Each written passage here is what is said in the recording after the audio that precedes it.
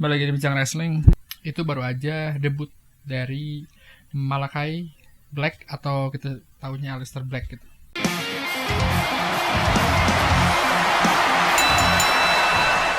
Si Tommy N nama aslinya ya. Terus yang serunya adalah ternyata WWE melakukan hal paling tolol, hal tergoblok menurut gue. Yang biasanya kalau WWE itu untuk para superstar yang di main roster, biasanya mereka dikasih di kontrak itu 90 days clause. Jadi kalau misalnya mereka tidak dipecat secara apa namanya? Secara administrasi lah dipecat. Jadi selama 90 hari orang si superstar itu nggak boleh compete di mana aja gitu. Gue nggak tahu sih isi kontraknya apa mereka tetap digaji dari WWE selama 90 hari itu atau gimana. Tapi ini kan kasusnya banyak zaman dulu ya. Kayak zaman dulu kan kayak si recruit bisa ada di satu company yang sama dalam, jadi kayak si recruit tuh kontraknya habis cabut, terus dia karena WWE Raw waktu itu tahun 97 kalau saya 97 WWE Raw itu taping, jadi dia ada di Raw dan di Nitro, satu-satunya orang yang ada di dua brand secara bersamaan gitu. Jadi karena waktu itu Nitro live dan Raw taping, jadi kayak gitulah, jadi kondisinya tuh sulit. Nah makanya akhirnya WWE ngamanin para superstar untuk 90 hari dijamin nggak boleh ada di TV gitu. Nah karena problem itu biasanya kenapa sih salah satu alasan kenapa WWE menggunakan hal kayak gitu ya? Salah satu alasannya supaya para superstar yang dipecat ini, apalagi yang dipecat-pecatnya itu ada lumayan namanya besar, itu biar namanya lebih turun. Jadi dia nggak dapat, bisa dibilang nggak dapat apa ya, nggak dapat exposure setelah dipecat WWE gitu. Jadi biasanya kan kalau udah dirilis sama WWE dipecat, kalau bisa besoknya langsung ada kan nama dia masih ini kan, masih dapat exposure gitu. Nah itu gunanya WWE gitu. Ini beda kasus kalau kayak Dean Ambrose tuh, dia itu kontraknya habis, jadi nggak ada kontrak klausul kali gitu. Kalau misalnya yang dipecat sih ada klausul. Gue nggak tahu sih kalau yang kontraknya habis kayak Daniel Bryan kemarin kontraknya habis, nggak tahu itu gimana kondisinya.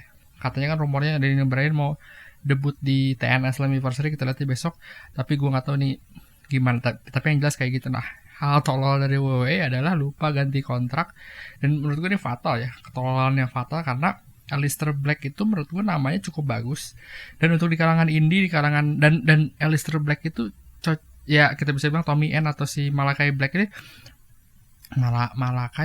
Makalai Black ya, gue lupa namanya itu. Cuma kita ngomong Aleister Black aja, cuman di kalangan untuk ini dan di market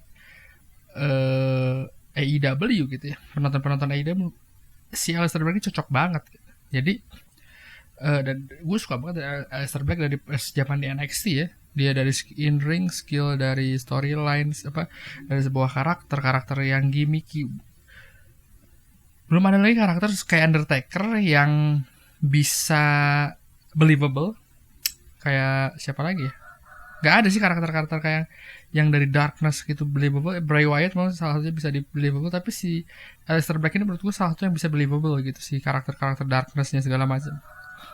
Dia pernah pas dia di main roster nggak jelas kan arahnya kemana, dan menurut gue sih waktu pas dia dirilis gue sempat bikin video kalau nggak salah, yang dia menurut gue bakalan oke banget di AEW karena dia salah satu orang yang cocok, dan juga dia itu marketnya cocok gitu. Marketnya ya orang-orang yang penonton AEW, penonton NXT gitu.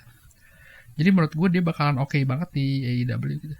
Nah ketololan dari WWE ini yang gue aneh, semenjak si WWE diganti presidennya Tony Tony kan siapa namanya presiden WWE kan juga aduh gue lupa namanya, Nick Khan, si produser presiden si WWE ini. Semenjak diganti kenapa gitu jadi banyak mencatin orang, dan kesannya tuh si WWE ini tidak dari segi finansial tidak bagus, padahal dia baru dibeli sama bukan beli, hak cipta WWE Network itu dibeli sama Peacock. Terus kayak kemarin buat siapa namanya, Logan Paul Jake Paul kalau yang buat WrestleMania gitu-gitu. Jadi kenapa hal-hal kayak gitu, kenapa kan dia buat Logan Paul tuh berapa juta kalau nggak salah, rumornya dia dibayar 1 juta, terus dikasih private airplane segala macam gitu, dan itu kan nggak murah. Dan kenapa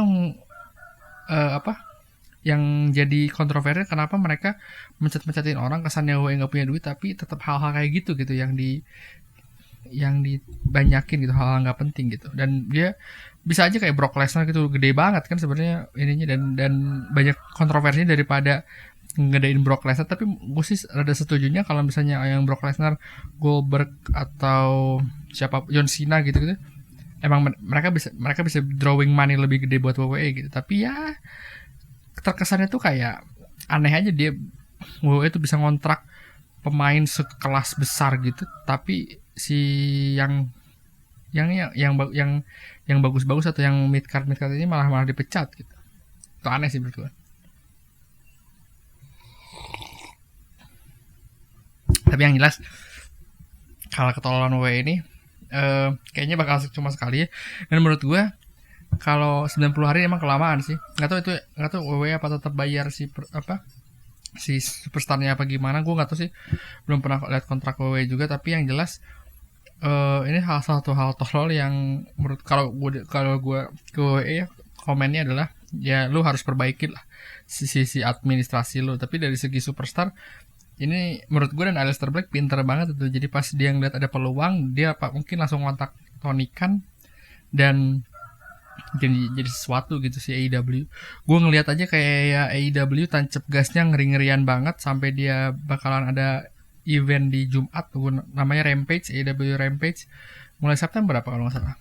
Jadi, dan gue kemarin bilang kan AEW udah kebanyakan banget ya, terus kayak legend-legend masuk ke AEW, ada Mark Henry, ada Big Show, ada Christian, belum lagi nanti kalau ada buang-buangan lagi gitu, ada Braun Strowman, Andrade gitu, kayak kebanyakan. Tapi kalau gue ngeliat gitu dari sekarang dari AEW, kalau misalnya kalau mereka lebih berpotensi untuk, misalnya mereka ada tiga event ya, tiga show ya, Dark, terus Dynamite sama Rampage gitu.